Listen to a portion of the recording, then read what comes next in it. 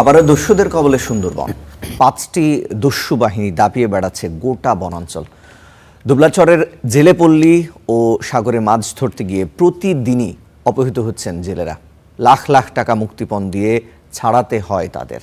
এক দফা দস্যুমুক্ত হবার পর ফের এই সমস্যা নিয়ে অসহায় সুন্দরবনের মানুষ। দুবলাচর ঘুরে এসে মনিরুল ইসলামের রিপোর্ট, ক্যামেরায় ছিলেন কাজী জুয়েল।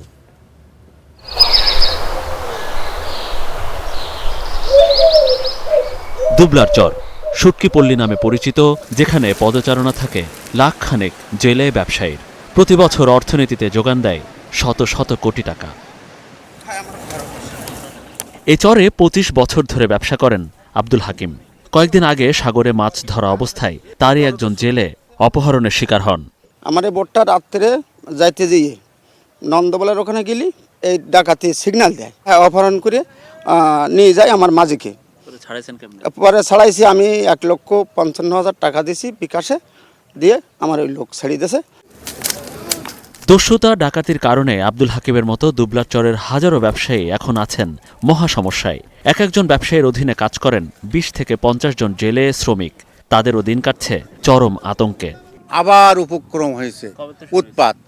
এটা আপনার ওই 24 সাল থেকে শুরু হয়েছে, আর এখন বিরাট আকার ধারণ করেছে 2 বছর ধরে।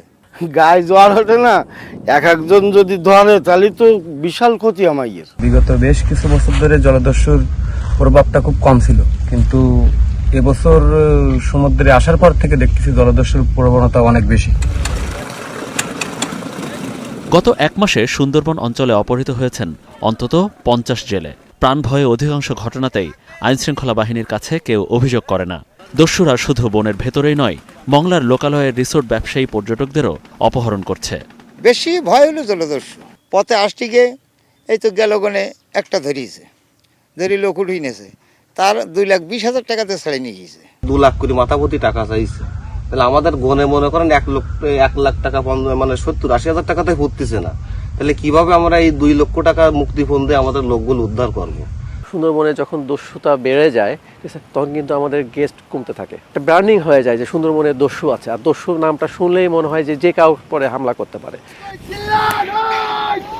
2018 সালের 1 নভেম্বর তৎকালীন সরকার সুন্দরবনকে দস্যুমুক্ত ঘোষণা করে। সাংবাদিক মহসিনুল হাকিমের মাধ্যমে র্যাবের কাছে আত্মসমর্পণ করেন 32টি বাহিনীর 350 দস্যু। কিন্তু আত্মসমর্পণ করা সেই ব্যক্তিদের অনেকেই ফের নেমেছেন দস্যুতায়। আগের পৃষ্ঠপোষকদেরকে আসলে তাদের বিরুদ্ধে ব্যবস্থা নেওয়া হয়নি, একদমই হয়নি। কারা অস্ত্র তাদেরকে সাপ্লাই দিয়েছে, কারা তাদের গুলি বেচত, কারা তাদের এই উপরের যে নেটওয়ার্কগুলো মেনটেন করত, এই মানুষগুলোকে কিন্তু ধরা হয়নি। আর তো সেই কারণে যে ওই মানুষগুলো এখন আবার একটু একটু করে বের হচ্ছে। সুন্দরবনে এখন 5টিরও বেশি বাহিনী প্রকাশ্যে দস্যুতা করছে। এর মধ্যে বেশি শোনা যায় জাহাঙ্গীর, সুমন, শরীফ ও করিম বাহিনীর নাম। কোস্টগার্ড কিন্তু গত প্রায় 2 বছর ধরে সারাশি অভিযান পরিচালনা করে সুন্দরবন। 17টা স্টেশন আউটপোস্টের মাধ্যমে আমরা কিন্তু 24 ঘন্টা, দিনরাত 24 ঘন্টা আমরা আমাদের পেট্রোলিং কার্যক্রম পরিচালনা করছি।